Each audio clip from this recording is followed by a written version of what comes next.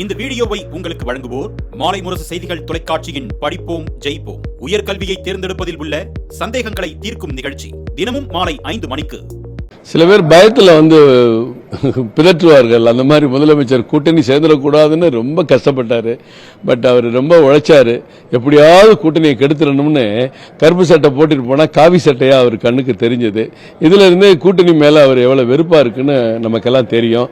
எல்லாருமே எல்லா அமைச்சர்களும் அதுல ரொம்ப குறியா இருந்தாங்க. இன்றைக்கு அந்த மாற்றம் நிகழ்ந்திருக்கு. கூட்டணி உருவாயிருக்கு.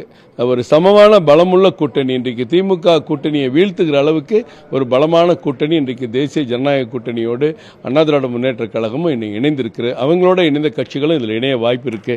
அப்போ ஒட்டுமொத்தமாக பார்க்கும்போது இந்த கூட்டணியுடைய பலம் மிகப்பெரிய அளவுக்கு பிரம்மாண்டமாக உயர்கிறது. ஏன்னா மக்கள் ஒரு சரியான போட்டியாளரை விரும்புகிறாங்க. இந்த மக்கள் விரோத ஆட்சியை தூக்கி எறிகிறதுக்கு ஒரு சரியான பலமான கூட்டணி அமைந்தால் அது இன்னும் சிறப்பான ஒரு வாக்களிக்கிற வாய்ப்பை மக்களுக்கு தரும்.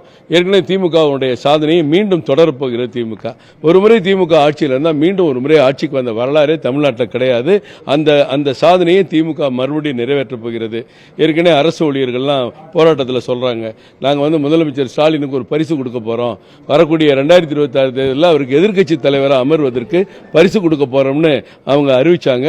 அநேகமாக அவங்க அறிவிச்சது நடக்கும். அவர் எதிர்க்கட்சி தலைவராக வாய்ப்பு இருக்கான்னு யோசிச்சு பார்ப்போம்.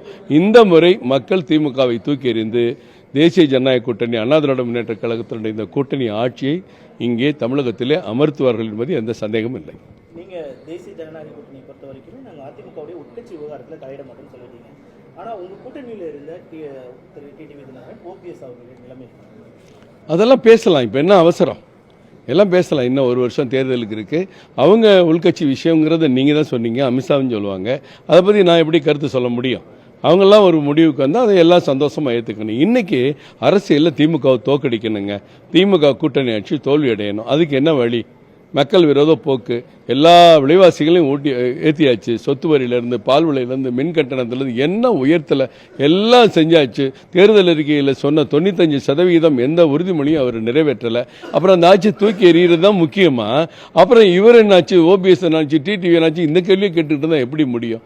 திமுக கூட்டணி வீழ்த்தப்பட வேண்டும், திமுக ஆட்சி மாற்றப்பட வேண்டும். அதுதான் ஐயாவுடைய வருகை. அது வெற்றி பெற்றிருக்கு. கடந்த காலங்களில் மாறி மாறி பல்வேறு குற்றச்சாட்டுகளை வச்சிருந்தீங்க. அதிமுக மேலே நீங்களும் அதிமுக உங்க மேலே வச்சிருந்தாங்க.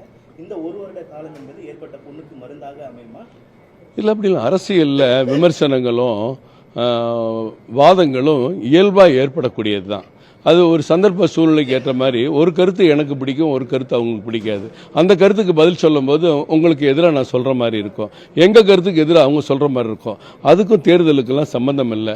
தேர்தல் ஒவ்வொருத்தருக்கும் ஒரு சித்தாந்தங்கள் இருக்கலாம். ஆனால் பொதுவான இலக்கு தேர்தல் வெற்றி என்பது மக்களுக்கு நன்மை செய்கிறதுக்கு அரசு அதிகாரத்தை பெறக்கூடியது. அந்த அரசு அதிகாரம் தவறான இடத்துல இருக்கு. அதை வீழ்த்துறது மட்டும்தான் நோக்கம். மற்றபடி நீங்க திமுக கூட்டணி இருக்க எத்தனையோ கட்சிகள் மக்கள் நல கூட்டணி நமச்சு கம்யூனிஸ்ட் திமுகவை பேசாதுதான், வைகோ பேசாததா, காங்கிரஸ் திமுக பேசாததா, இல்ல திமுக காங்கிரஸ் பேசாததா, இந்திரா காந்தி அம்மையாரை பத்தி பேசாததா? நீங்க யோசிச்சு பாருங்க. எல்லா விதத்திலையும் முரண்பட்ட கட்சிகளாக ஒன்னா சேர்ந்து ஒரு கூட்டணி அமைச்சு ஆட்சியில் இருக்கும்போது இவங்களை தூக்கி எறிகிறதுக்கு எல்லா கட்சிகளும் ஒன்றாக அமித்ஷா அவர்கள் சொன்னது போல ஒரு பொதுவான ஒரு சிந்தனையை முன்வைத்து, பொதுவான கொள்கையை முன்வைத்து இந்த 2026 தேர்தலில் வெற்றி பெறுவோம். மேலும் தேசிய ஜனநாயக வேறு கட்சிகள் இணைய வாய்ப்பு இருக்கு. எல்லா வாய்ப்பும் உருவாகிறது தானே. மாற்றம் ஒன்றே மாறாதது. இன்றைக்கு எடப்பாடி அவர்கள் அமித்ஷா கூட உட்கார்ந்து பேசுறாங்க. நீங்க பார்த்துருப்பீங்க. ஒரு 15 நாளுக்கு முன்னாடி அங்கே பேசுனாங்க. அப்பயே என்ன சொன்னார் அமித்ஷா? விரைவில் கூட்டணி பேச்சுவார்த்தை தொடங்கி இருக்கிறோம், உரிய நேரத்தில் முடிவு அறிவிக்கப்பட்டனாரு. இன்றைக்கு முடிவு அறிவிச்சிருக்காங்க.